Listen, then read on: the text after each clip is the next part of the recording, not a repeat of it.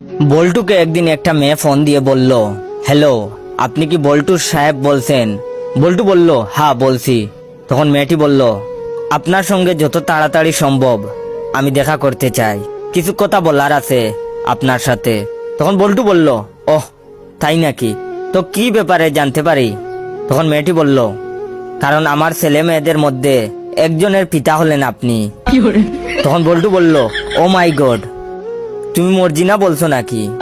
তখন মেয়েটি বলল, না মর্জিনা কে? তখন বল্টু বলল, তাহলে কি রহিমা? মেয়ে বলল, না না। তখন বল্টু বলল, তাহলে সকিনা? তখন মেয়েটা বলল, উফ না। তখন বল্টু বলল, তাহলে নিশ্চয়ই তুমি সাদিয়া?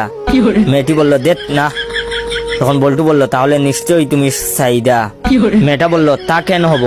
তখন বল্টু বলল, তবে তুমি আলতা বানু? মেয়েটি বলল, প্রশ্নই উঠে না। তখন বল্টু বলল, তাহলে কে আপনি? দূর, কিছুই মনে পড়তেছে না। আপনি হয়তো ভুল নম্বরে ফোন করেছেন। এই কয়েকজন ছাড়া কেউ আমার বাচ্চার মা হতে পারে না, কারণ আমার চরিত্র অতটা খারাপ না, বুঝছেন? তখন মেয়েটি বলল, আপনাকে গুরুত্বপূর্ণ কথা বলার জন্য ফোন করলাম, আর এগুলোর মাঝে একটাও আমি না। আর আপনি কিনা আপনার চরিত্র নিয়ে টানাটানি করতেছেন, কিন্তু কেন? তখন বল্টু বলল, তাহলে কে তুমি? তখন মেয়েটি বলল, আমি আপনার ছেলের ক্লাস টিচার, আপনাকে স্কুলে আসতে বলছি।